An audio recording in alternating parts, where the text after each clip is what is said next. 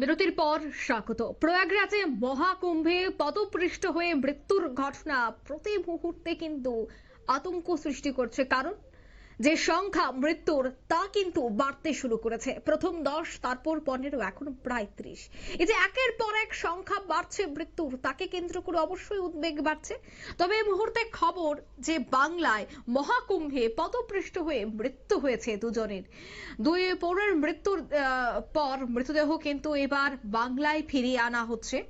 বাংলায় ফিরিয়ে আনতে এই মুহূর্তে তৎপর নবান্ন। যে ছবি আপনারা দেখতে পাচ্ছেন দুজনের, তাদের কিন্তু এই কুম্ভ মেলায় গিয়ে মৃত্যু হয়েছে।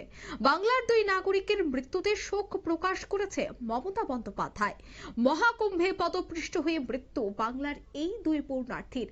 দেশ বিদেশ থেকে পুণ্যার্থীরা এসে মহাকুম্ভে যান, মহাকুম্ভে পূর্ণ স্নান করতে তারা অংশগ্রহণ করেন, আর সেখানেই বাধে বিপত্তি। তবে এই মুহূর্তে বাংলায় যে দুজনের মৃত্যু হয়েছে, যে পুণ্যার্থীরা মৃত্যু হয়েছে, সেই বিষয়গুলিকে কেন্দ্র করে এই মুহূর্তে কি পরিস্থিতি রয়েছে, পরিবার পরিজনদের কি বক্তব্য, সেই বিষয় নিয়ে বিস্তারিত জানবো। টেলিফোন লাইনে যুক্ত হয়ে গেছে পশ্চিমবঙ্গ থেকে বিশিষ্ট সাংবাদিক অঞ্জন শুকুল। অঞ্জন বাবু, ঠিক কি জানতে পারছেন? দেখো, মহাকুম্ভে বাংলার দুই পৌরা মৃত্যু। বুধবার মৌনী অমাবস্যার পুণ্যস্নান করতে গিয়ে হুড়হুড়িতে পদপৃষ্ট হলেন তারা। মৃতদেহের মধ্যে একজন কলকাতার বাসিন্দা, অপরজন পশ্চিম মেদিনীপুরের শালবনির বাসিন্দা। প্রথম জনের দেহ এখনো পরিবারের হাতে আসেনি, আর দ্বিতীয় জনের মৃতদেহ নিয়ে বাড়ির উদ্দেশ্যে রওনা দিয়েছে পরিবার। মহাকুম্ভের মৃত্যু মিছিল বাংলার আর কেউ আছে কিনা তা এখনো স্পষ্ট নয়, খোঁজ চলছে। যেটা জানা গিয়েছে, কলকাতার 95 নম্বর ওয়ার্ডে পশ্চিমনগরের বাসিন্দা বাসন্তী পোদ্দার, বয়স 65 বছর। বোন, ছেলে, মেয়েকে নিয়ে পুণ্যস্থানে গিয়েছিলেন।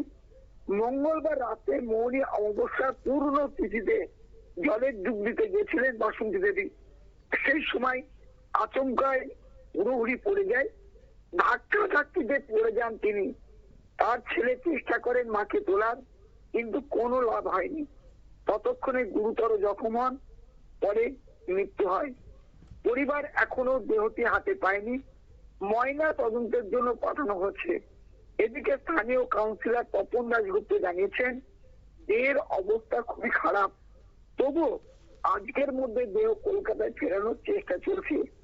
একইভাবে মহাকুম্ভে মর্মান্তিক দুর্ঘটনায় স্বজনহারা হলেন পশ্চিম মেদিনীপুরের শালবনির পরিবারও।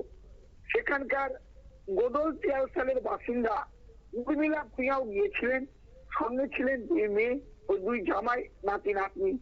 তিনিও ওই ধাক্কাধাক্কিতে পড়ে যান। তাকে তোলার চেষ্টা করে জামাই, কিন্তু পারেননি। পদপৃষ্ঠ ধাক্কাধাক্কিতে ক্ষত বিক্ষত হয়ে যান উর্মিলা দেবী। দীর্ঘক্ষণ খোঁজ মেলেনি তার। প্রশাসনের তরফে হাসপাতালে এবং মর্গে খোঁজ নিতে বলা হয়। অবশেষে মর্গে উর্মিলা দেবীর দেহ পাওয়া যায়। সেখান থেকে অ্যাম্বুলেন্স করে দেহ নিয়ে শালবনির উদ্দেশ্যে রওনা দিয়েছে পরিবার, আমরা যেটা জানতে পেরেছি। এ পর্যন্ত মহাকুম্ভে মৃত 30 জনের মৃতের মধ্যে 25 জনকে শনাক্ত করা গিয়েছে। এখনো বাকি 5 জনকে শনাক্ত করা যায়নি। চলছে জোর কদমে এই তল্লাশির কাজ, অর্থাৎ যাতে পরিচয় করানো যায় সেই জন্য বিভিন্ন জায়গায় তাদের ছবি পাঠানো হয়েছে। যেহেতু ক্ষত বিক্ষত দেহ, সেই জন্য অনেকেই চিনতে পারছেন না এই মৃতদেহ তাদের কিনা। ধন্যবাদ অঞ্জন বাবু। অর্থাৎ এখনো পর্যন্ত যে আপডেট পাওয়া গেছে মহাকুম্ভ থেকে, অবশেষে কিন্তু উত্তরপ্রদেশ সরকার মহাকুম্ভের যে পদপৃষ্ঠ এবং মৃত্যুর ঘটনা, সেই ঘটনা স্বীকার করে নিয়েছে।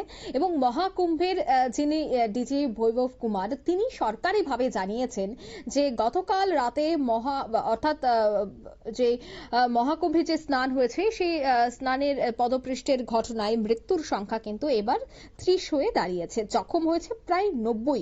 মৃত 30 জনের মধ্যে 25 জনকে শনাক্ত করা সম্ভব হয়েছে।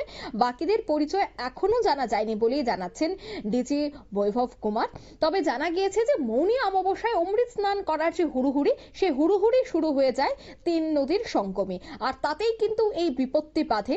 ঘটনায় বহু পুণ্যার্থী আহত হয়েছে, অনেকেই আবার ভিড়ের চাপে অসুস্থ হয়ে পড়েন।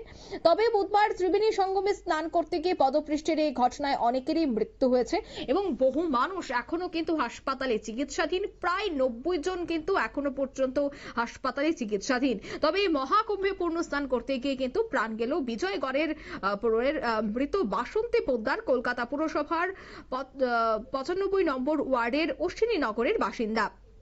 অন্যদিকে মহাকুম্ভে পূর্ণস্নান করতে গিয়ে সোমবার ছেলে, মেয়ে এবং বোনের সাথে প্রয়াগরাজে যান পৌরা। ছেলের দাবি যে মাঝরাতেই তারা সঙ্গম ঘাটের উদ্দেশ্যে রওনা দেন এবং রাত 1টা থেকে 1:30টার মধ্যেই পদপৃষ্ট হওয়ার ঘটনা ঘটে। প্রয়াগরাজ থেকে অ্যাম্বুলেন্সে করেই দেহ আজ আনা হচ্ছে কলকাতায়। অর্থাৎ চারদিকে কিন্তু বিষাদের সুর পশ্চিমবঙ্গ জুড়ে, কারণ ইতিমধ্যেই দুজনের দেহ আনার জন্য তৎপরতা চালাচ্ছে নবান্ন। একেবারে আকাশে বাতাসে শুধু মাত্র বিষাদের সুর। তবে এই পুরো কুম্ভ মেলার এই পদপৃষ্ঠের ঘটনা ইতিমধ্যেই শোক প্রকাশ করেছেন প্রধানমন্ত্রী, এবং যারা গুরুতর অসুস্থ অবস্থায়, আহত অবস্থায় হাসপাতালে চিকিৎসাধীন রয়েছে তাদেরকে সমস্ত পরিষেবা দেওয়া হবে, সে কথাও কিন্তু প্রধানমন্ত্রী এক টুইটের মাধ্যমে জানিয়ে দিয়েছে। নিয়ে নিচ্ছি ছোট্ট একটি বিজ্ঞাপন বিরতি, সঙ্গে থাকুন।